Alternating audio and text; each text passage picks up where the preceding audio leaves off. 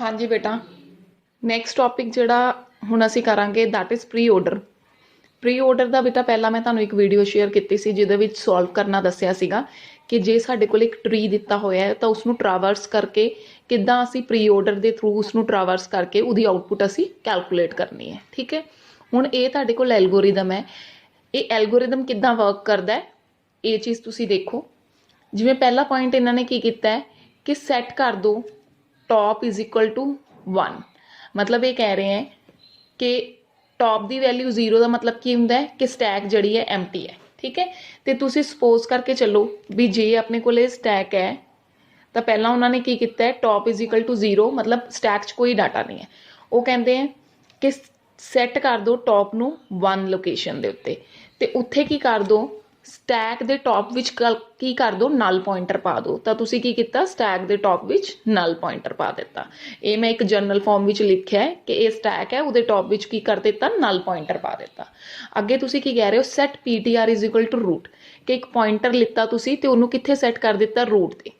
इत्थे तुसी की सैट कर दिता PTR, मतलब एक वेरीएबल लै रहे हो और उसनूं कित्थे सैट कर रहे हो बेटा तुसी रूट नोड दे उत्ते।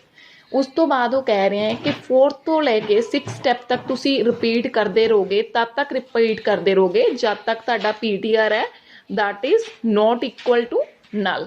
जिन्नी देर तक मतलब नल तक मीनस उसके अगे जिन्नियां भी नोड्स हैं वो सारियां ट्रावर्स नहीं हो सकदियां, हो जांदियां। उन्नी देर तक तुसी की है ये वाले स्टैप रिपीट करते रहोगे। राइट, हुण वो की कह रहे हैं apply process to info PTR। Apply process बेटा ये वर्ड असी यूज़ करते हैं ट्रावर्सिंग वास्ते। असी एरे ट्रावर्सिंग किया सीगा तो अभी हमेशा असी इदां ही लिख लिया apply process to info of PTR, मतलब PTR का जिहड़ा इन्फॉर्मेशन पोर्शन है दैट इज़ ए, उसनूं कहते हैं प्रोसैस कर लो। तो तुसी की किया कि इन्फॉर्मेशन ते PTR नूं प्रोसैस कर लिया, मतलब ये तुहाडी आउटपुट जनरेट हो रही है। राइट, कहते इसनूं प्रोसैस कर लो। तो तुसी पहला ए नोड प्रोसैस कर ली। आफ्टर दैट की किया फिर वो की कहते हैं कि चैक करो इफ राइट ऑफ PTR की है हुण तुहाडे कोल ए दा राइट कहते अगर नल नहीं है, it's not equal to null, null नहीं है, कोई वैल्यू हैगी है। राइट, तो वो की कहते हैं then set top is equal to top plus 1, minus top is equal to top plus 1 minus कि इत्थे सैट कर दो टॉप नूं। तो इहदा मतलब की हुंदा है स्टैक दे टॉप विच तुसी की कर दो राइट पॉइंटर पा दो। राइट पॉइंटर तुहाडे कोल ए दा की है सी तुसी की कर दिता स्टैक दे टॉप दे विच पा दिता।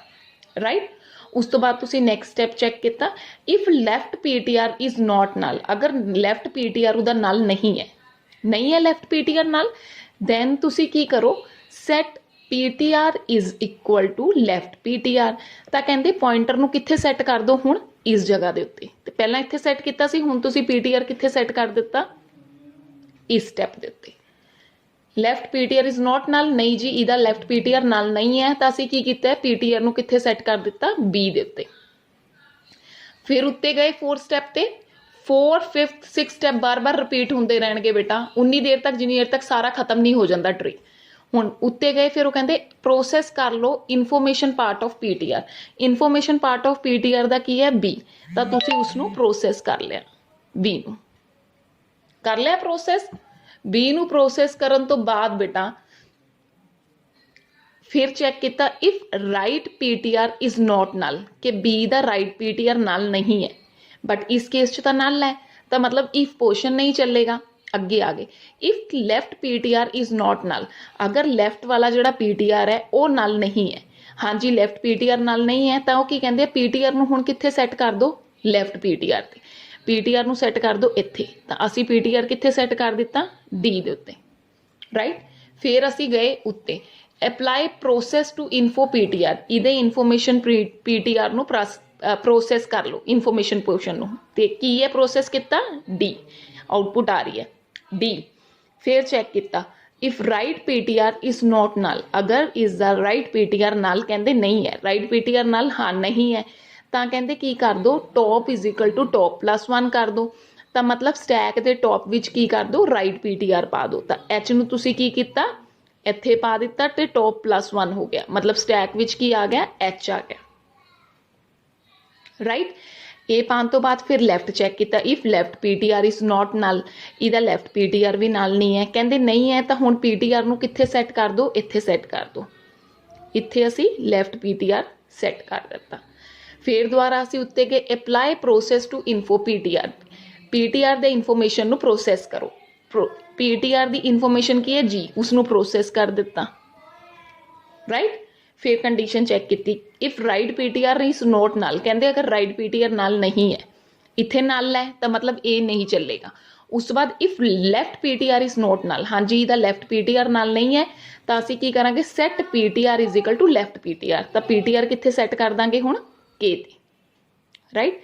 के ते सैट करन तो बाद फिर ऊपर गया apply process to info PTR, कहते इन्फो पीटीआर की इन्फॉर्मेशन नूं प्रोसैस करो, के नूं असीं प्रोसैस कर लिया। बेटा इहदे च दो चीज़ां, एक आउटपुट जनरेट हो रही है, किहदे थ्रू हो रही है, स्टैक यूज़ कर रहे हैं, राइट।